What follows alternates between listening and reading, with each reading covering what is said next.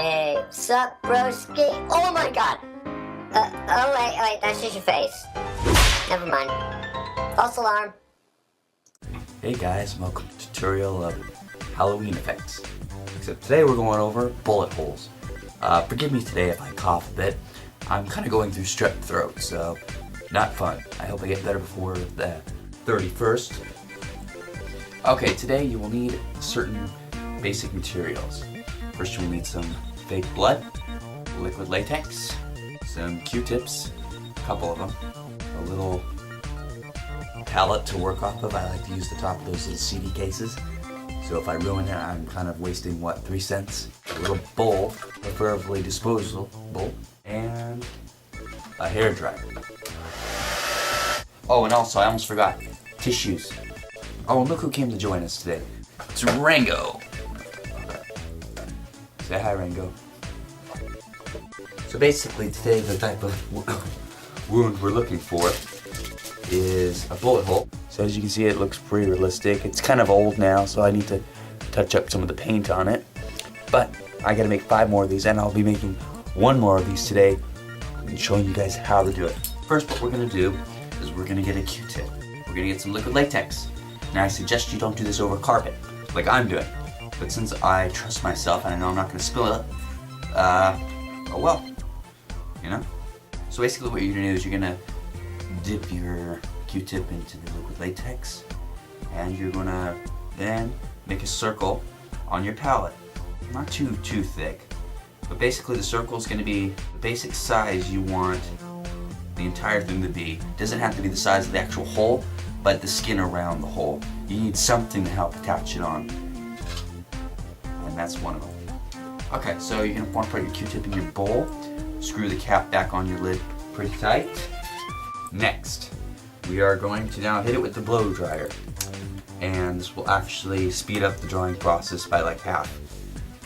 And the thicker the layer, the longer it'll take. I've had some layers take over like 6 hours, so yeah, just know that the more you got, the longer it's gonna take.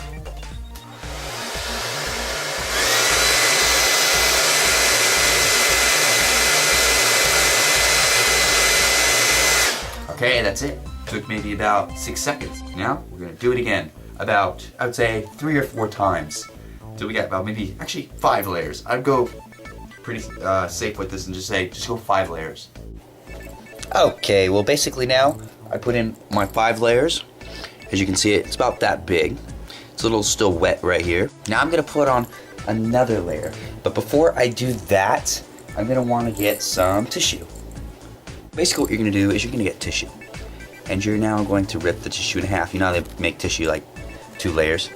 Just that's it, rip the tissue in half. Okay, you're gonna take the thinnest layer, actually apparently has 3, where have I been? Okay, so you take the thinnest layer, and now you're gonna just kind of like twist it. We're actually gonna make a circle, and make sure it's kinda tight, you know, so about that big. It's a good sized bullet hole. What we're gonna do now is we're gonna put another layer on top of the 5 layers we have already got going. Okay, so let's just get that going. Okay, so basically what we're gonna do is we're gonna put a thin layer on, not too thin, and we're basically gonna take our bullet shot flesh mountain thingy, I don't know what to call it. We're basically gonna start laying it on before it dries. And you want to put this in the middle. You don't want to put it at the very outer edges either, because that way, like I said, it gives some skin room. Okay, so I got something that looks a little bit like that. And it's okay if it's a little sloppy, because you know, bullets are pretty sloppy, you know? They're not meant for their looks, you know? They're done for their damage. So basically what we're gonna do is now we're gonna put another layer of liquid latex and seal the sides down. So basically you're gonna get something like this. You know, you're gonna wanna let it dry. Right now I didn't hit it with the dryer yet. And then our next step is we're gonna put a layer of liquid latex on top of the tissue, making basically the whole thing a rubbery feel. That way we can go over with a Sharpie red marker and we can actually color it. And yes, you use Sharpie red markers to color it because it really gets that thick red tone to it. You might think, oh, why not use the fake blood? Okay, the fake blood, it would work great, but once it dries on material, it turns like a grayish red, and it doesn't look like much at all. It looks like clothes that have been bloodstained, and the blood stain kind of just wore off, and it's been like 3 months since, you know, the blood got on the clothes. It doesn't really look good. I mean, it looks good on your skin, but not on clothes too much. What we're gonna do is we're gonna hit this with a Sharpie after we have a layer of liquid latex all over it. Okay, and cool, we got our bullet wound base. Now what we're gonna do is we're gonna be taking a red Sharpie marker, and now we're just gonna be coloring it in. As you can see, it has a pretty deep red. It also has a bit of a shine to it. And it kind of always keeps the shine, believe it or not, so it actually makes it look like the blood is still wet. That's why I suggest using a Sharpie marker, because it just has that much more of that realistic look to it. Okay, now I got the base color on, and for this centerpiece in the center, you want to make it look deep, as if, you know, it's a bullet hole, goes practically all the way through. So what we're going to do is we're going to get some black Sharpie marker. We're going to go through and make this black in here. It's okay if you hit some of the sides. It actually makes it look like the flesh is actually burned a bit, which a bullet that fast, by the way, would probably burn your skin, other than tearing it open to nothing. So yeah. So there we go. We're gonna have our black bullet hole in there. And now we're gonna put some of the little touches on it with the fake blood. Basically just kind of run the fake blood over it, let it dry, back and forth process.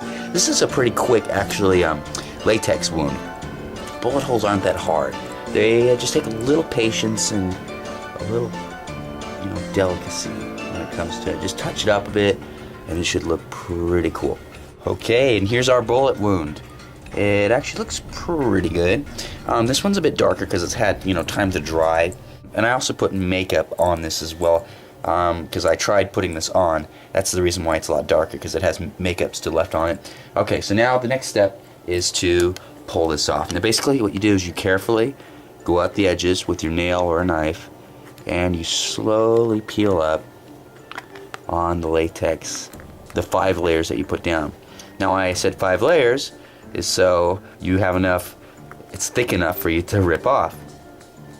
So you just want to go really slow at this, maybe work your way around the entire thing, don't rush. Basically why you go all the way around is so you can feel for the thickest part where to pull it up on. I found my thickest part here. There we go. Came right off, look at that. And actually, if you're making this as you go, it'll actually literally like stick to you. Maybe a little latex for adhesive to, you know, help that get on there. But yeah, there's your bullet hole. So yeah, I hope you guys liked this tutorial on how to make bullet holes. Go check out some of my other videos on how to make a Gatling gun and Terminator boned fingers, like from a glove, like as if something came by and just took off the top of his skin and you just see the metal, you know, bones underneath. Well, basically, I got another piece. I got actually 4 more of these to do, because I'm going to be having them in my chest. And that's why I didn't put too much detail on them, because my shirt might actually, believe it or not, cover it 90% of the time, but it's there anyway. Also, another thing that I can cross off my list of need and get is Terminator sunglasses. And it just broke. But yeah, as you can see right here, this eye is broken here, so it allows my Terminator skull mask that I got, the light to shine right through. I'm still waiting for it in the mail. So yeah, it should arrive, I think, by tomorrow, maybe. But I'm really excited. It's a silicone mask. So it won't melt, it'll last practically forever. You do need to purchase the skin, a replacement skin every, I don't know, once out of every 10 uses, because eventually the skin wears out. But the actual skull itself and the mask, it's actually like foam. So as long as you don't nick it or ding it and you just keep it in a, you know, nice dry place, it should, you know, last forever. So yeah, this is MD signing out. Latest.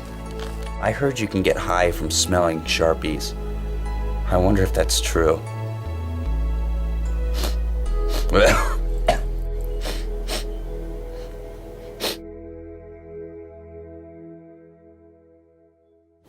is this real life?